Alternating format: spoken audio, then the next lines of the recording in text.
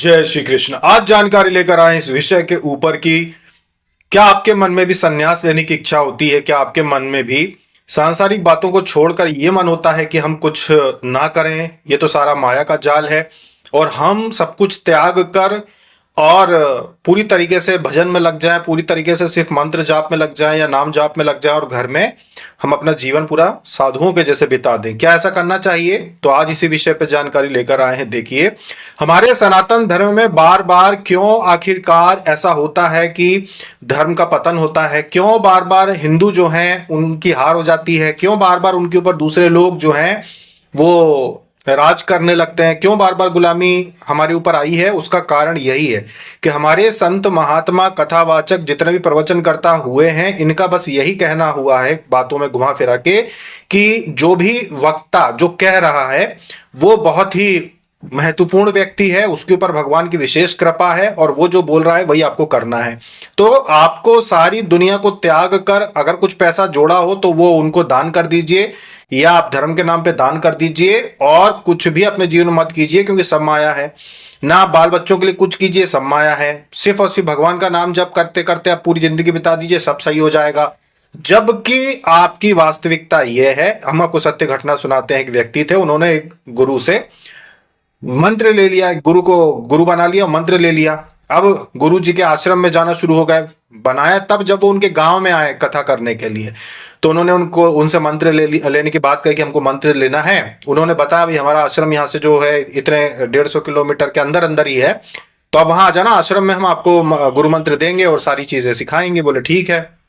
अब उन्होंने वहां जाके और मंत्र ले लिया। उसके बाद वो दूसरे शहर में रहते थे, गांव गए थे जहां पे उन्होंने कथा सुनी थी। अब वो शहर आ गए जहां उनकी नौकरी थी, वहां आके वो नौकरी पे जाने लगे।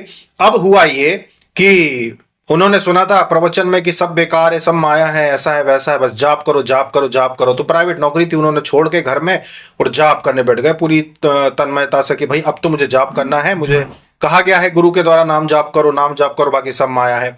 करते करते करते करते उनको 2 महीने हो गए। 2 महीने ना काम पे गए, कुछ भी नहीं किया। अब 2 महीने के बाद जब स्कूल से नोटिस आना शुरू हो गया कि बच्चे की फीस जमा करो वरना फाइनल एग्जाम में उसको बैठने नहीं दिया जाएगा।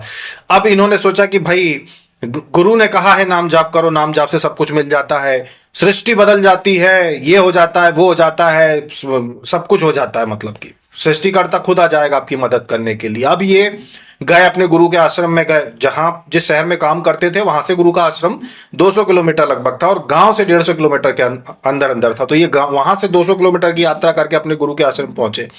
इन्होंने बताया कि गुरुदेव आपने कहा था कि नाम जाप करो सब कुछ हो जाएगा, नाम जाप करो नाम जाप करो, बाकी सब जो सांसारिक चीजें हैं वो सब महत्व नहीं रखती। तो भाई हमने तो नाम जाप किया, लेकिन अब तो स्कूल से नोटिस आ गया है बच्चे की फीस जमा करने के लिए।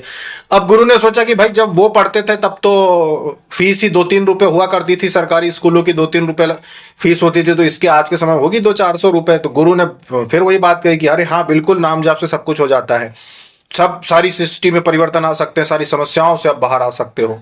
फिर गुरु ने बोला कितनी फीस है आपके बच्चे की? तो उन्होंने बताया कि गुरुदेव 36,000 रुपए फीस है साल की, मैंने जमा ही नहीं की थी, अब जमा करने का समय आ गया है, परीक्षा फॉर्म 800 रुपए अलग से है, तो इतनी जमा करनी है। अब गुरु के होश उड़ गए, हक्के बक्के हो गए गुरु के, भाई इतनी फीस?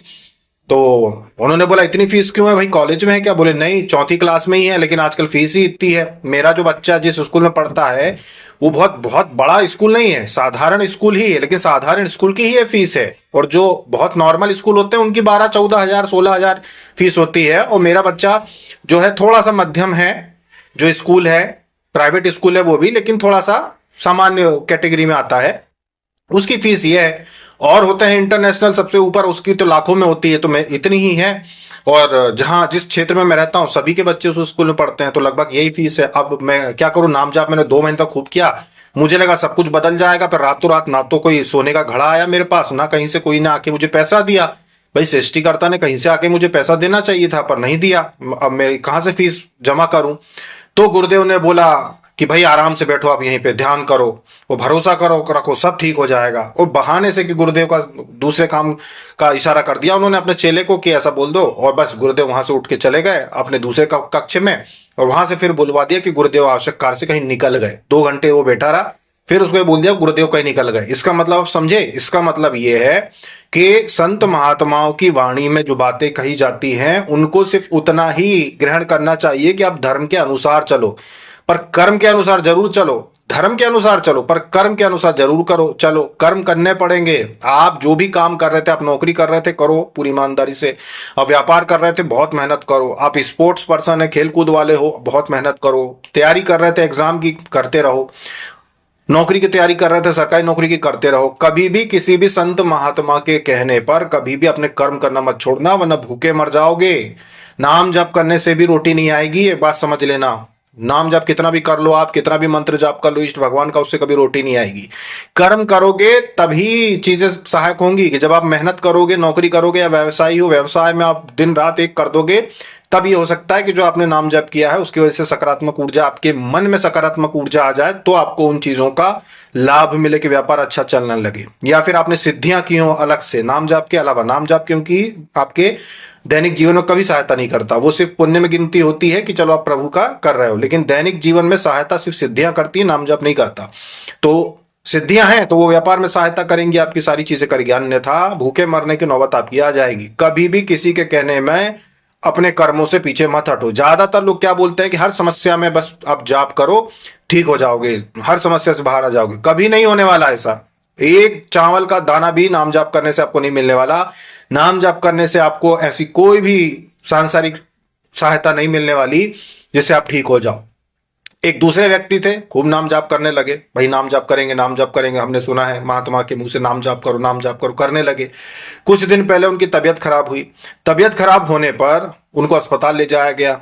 भर्ती बहुत कम होते थे, पूरे जीवन में ही एक दो बार भर्ती हुए होंगे, वो भी जब कोई बड़ा उनको ऑपरेशन हुआ हो कभी किसी जमाने में तो हुए होंगे, अन्यथा कभी भर्ती नहीं हुए। अब भाई उनकी तबीयत खराब हो गई, अस्पताल में भर्ती कर दिया गया।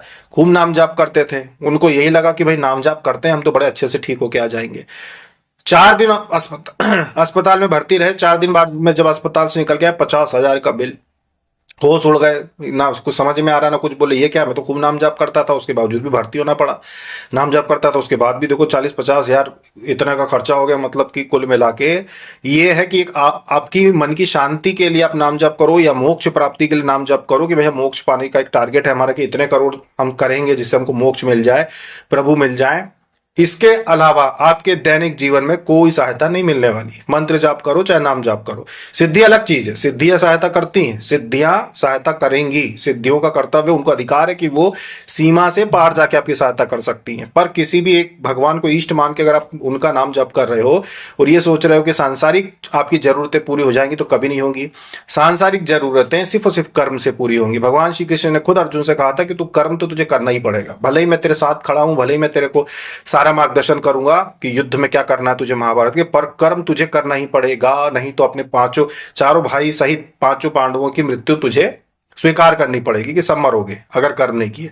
तो कर्म करना ही पड़ता है, भगवान उसमें हस्तक्षेप नहीं करते। सुदामा जब मांगने जाते थे, सुदामा के पास जब कुछ भी नहीं बचा था खाने के लिए, जब वो मांगने जाते थे तो माता लक्ष्मी ने कृपा करके, दया करके कि चलो मैं इनको कुछ अच्छा दिलवा देती हूँ, एक घर से उनको खीर दिलवा दी थी। और भगवान बोल रहे हैं कि भाई तू कुछ भी कर ले, इनके सांसारिक जीवन में अपन हस्तक्षेप नहीं कर सकते। जो इनके भाग्य में लिखा है वो मिलेगा, एक दाना भी इनको अपन नहीं दे सकते।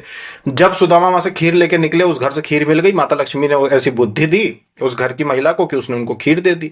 अब खीर लेके आगे निकले तो वहीं से कहीं से कुछ ऐसा पागल घोड़ा या क्या वाहन था निकला, सुदामा को धक्का लगा, खीर जमीन पे गिर गई, कुत्ते ने खा ली। भगवान श्री कृष्ण ने बोला देखो इसके भाग्य में नहीं थी खीर, पर आपने दया करके इसको ऐसी व्यवस्था करा दी खीर की, तो देखो कुत्ता खा रहा है ना, जिसके भाग्य में था उसको मिला। यही खीर वो मकान की जो मालकिन थी वो कुत्ते के नाम पे रखती बाहर, और कुत्ता जाके खाता क्योंकि कुत्ते की भाग्य की थी वो। तो एक दाना भी मनुष्य को हम, ये भगवान श्री कृष्ण स्वयं समझा रहे हैं कि एक दाना भी मनुष्य को हम अपनी इच्छा से नहीं दे सकते, ये उसके कर्म के फल के स्वरूप ही प्राप्त होता है। तो वही चीज आज आप लोगों के बीच में लागू होती है कि आप अगर ये सोचते हो कि सिर्फ नाम जप करने से आपकी आर्थिक स्थिति बदल जाएगी, कभी नहीं बदलेगी। एक दाना भी आपको नहीं मिलने वाला अगर आपने मेहनत नहीं की तो। काम पे जाना पड़ेगा, व्यापार करना पड़ेगा, मेहनत करनी पड़ेगी, करना ही पड़ेगा, वरना कुछ नहीं मिलेगा। और यही सोच कि भाई सिर्फ भक्ति करने से सब सही हो जाएगा, इसी सोच की वजह से तो बार बार भारत देश गुलाम हुआ कि जहां युद्ध करना था लोग माला जाप कर रहे थे। आज सनातन के नाम पे हिंदुओं को जगाने की बातें चल रही हैं, तो अगर आप ये सोचते हो कि भाई कुछ करने की जरूरत नहीं है, सिर्फ अपने आप भगवान सब देख लेंगे, तो भाई ऐसा नहीं है। जितना आप प्रयास करोगे उतना लंबे समय तक जो है सनातन जीवित रहेगा। एक ना एक दिन तो उसको बहुत सूक्ष्म होना है, नाश तो नहीं होगा पर सूक्ष्म हो जाएगा बहुत, और कलयुग की समाप्ति हो जाएगी। पर उसमें समय लगना चाहिए कि जितना ज्यादा समय तक फैला रहे सनातन उतना अच्छा। तो उसके लिए करना पड़ेगा, घर बैठ के सोचने से कुछ नहीं होने वाला, या सिर्फ एक वोट डालने से कुछ नहीं होने वाला। आपको कुछ ना कुछ करना पड़ेगा, लोगों से जुड़ना पड़ेगा, आगे बढ़ना पड़ेगा। तो ये थी जानकारी कर्म के ऊपर कि भैया आप अगर अपने जीवन में ये सोचते हो कि नाम जप करने से आपकी सांसारिक समस्याएं दूर हो जाएंगी, तो कभी नहीं होंगी।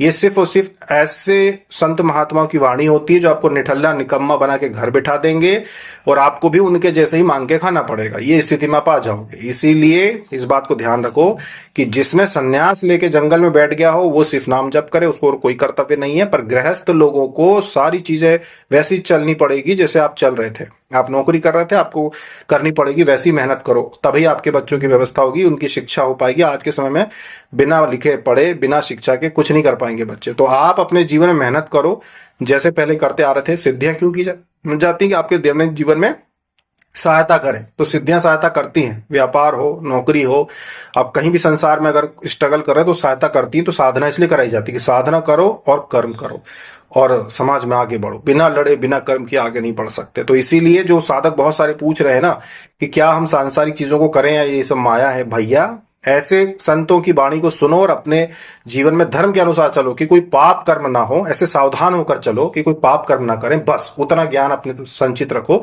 करना है घर में करो, 100 माला करो, 150 माला करो, लेकिन काम को प्रधान जरूर रखो कि भाई जाप करेंगे, लेकिन हमको अपना माला हमको रोज जाप करनी है वो करेंगे, और काम भी बहुत करेंगे जिससे कि जीवन में दिक्कत ना आए। नहीं तो ना अस्पताल का बिल कोई भरेगा, ना कोई साधु महात्मा बिल भर देगा, ना आपके बच्चे के स्कूल की फीस भर देगा। ये आपको ही करना पड़ेगा। और अगर कोई संत महात्मा ये कह दे कि नाम जप करने से स्कूल की फीस भरा जाएगी, अपने आप परमात्मा आके भर देगा, तो आप हमें बताना व्हाट्सअप करके कि हमने नाम जप किया तो किसी ने आके स्कूल की फीस भर दी, या बगैर कोई इंश्योरेंस पॉलिसी के, बगैर कोई आयुष्मान कार्ड लगाए, बगैर कुछ किए नाम जप कर रहे थे तो अचानक हमारे हॉस्पिटल की कोई फीस भर गया। अगर ऐसा कुछ होता है तो आप बताइएगा कि हाँ नाम जप करने से ये सब हो जाएगा, तो फिर आप वो कीजिए। अन्यथा जीवन में कर्म को प्रधान रखिए। दिन में 1 घंटा भक्ति के लिए निकालिए, पूजा पाठ के लिए निकालिए, साधना के लिए निकालिए। बाकी अपने कर्तव्यों को मेहनत से निभाइए। आपकी दुकान है, बहुत मेहनत से दुकान चलाइए। व्यापार है, बहुत मेहनत से व्यापार चलाइए। सिर्फ और सिर्फ नाम जप के भरोसे बैठना है तो 60 साल के बाद देखना, जब कुछ करने के लिए ना रहे कि भाई आप कोई काम नहीं करने के लिए। अब हम सन्यासी जैसे साधु होते हैं, घर छोड़ देते हैं, त्याग देते हैं, उनके पास कोई काम नहीं है सिवाय नाम जप के, तो फिर आप वो करो 60 साल के बाद।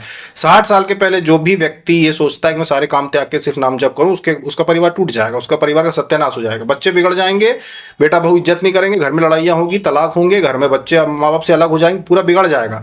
आप कर्म करोगे, घर को संभाल के चलोगे, तो ही आपको देख देख के आगे वाली पीढ़ी भी सावधान होकर चलेगी। तो 60 साल की उम्र तक कृपया करके कर्म करो, अपने जीवन में साधनाएं करो, पर कर्म भी करो। 1 घंटा नाम जप कर लो, चाहे साधना का जप कर लो, कुछ भी, बाकी अपने काम पे ध्यान दो, तभी आपका घर सुखी रहेगा। नहीं तो अगर खाने को रोटी नहीं है तो बहुत मुश्किल है मांग के खाना, ये बात समझ लेना। क्योंकि जो लोग संन्यास लेते हैं, जो लोग संन्यास ले लेते हैं, घर छोड़ के बाहर चले जाते हैं, उसके लिए बहुत हिम्मत चाहिए। संन्यास लेने के लिए बहुत हिम्मत चाहिए। घर परिवार छोड़ देना, संसार को छोड़ देना, उसके लिए वो हिम्मत चाहिए कि आप कल्पना नहीं कर सकते कितना आत्मविश्वास चाहिए, वरना आदमी पागल हो जाए। अगर आप सोचो कि हम वृंदावन चले जाएं घर बार छोड़ के और वहां पे हम मांग के खा लेंगे और भक्ति करेंगे, उसके लिए मानसिक रूप से बहुत मजबूत होना जरूरी है। आम इंसान नहीं कर सकता। जिन्होंने किया है उनके पिछले जन्म की भक्ति है इतनी कि वो घर परिवार छोड़ के और वहां जाके भक्ति कर रहे हैं और भगवान की भक्ति में पूरी तरीके से लगे हैं। तो उसके लिए बहुत हिम्मत चाहिए। मानसिक स्थिति बिगड़ सकती है आपकी अगर आपने भक्ति नहीं की पहले, और अभी भी अगर आप माया का थोड़ा सा भी प्रभाव आपके ऊपर है तो मानसिक स्थिति बिगड़ जाएगी और आप घर बार छोड़ के चले गए। तो इसलिए ये गलती नहीं करना। पहले अपने घर में खूब भक्ति करो, अपने घर में प्रयास करो कि चलो हम घर में रहकर ही भक्ति करेंगे और भगवान को पाएंगे। बाहर निकलने के लिए नहीं, उसके लिए कृपा होती जिनके ऊपर वही संन्यास ले सकते हैं। हर व्यक्ति संन्यास नहीं ले सकता।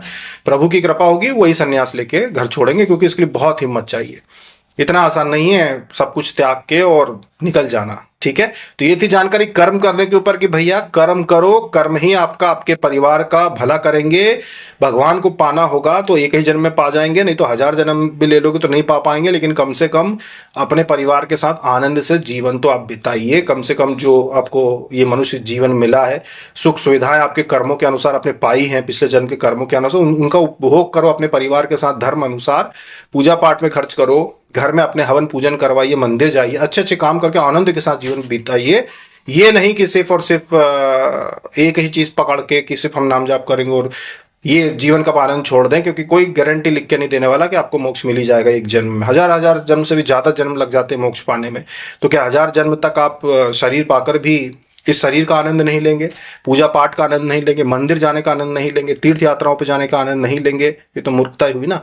इसलिए जीवन मिला है तो आनंद लो, अपने बारे में भी सोचो, परिवार की जिम्मेदारियों के बारे में सोचो, बच्चों के भविष्य के बारे में सोचो, और कर्म करते चलो। किसी भी कर्म को मत छोड़ना, भक्ति से जोड़ो पर कर्म एक भी मत छोड़ना। सारे कर्म धर्म के अनुसार करते चलो और जीवन अपना पूरा करो। अभी तक के लिए इतना ही। जय श्री कृष्ण।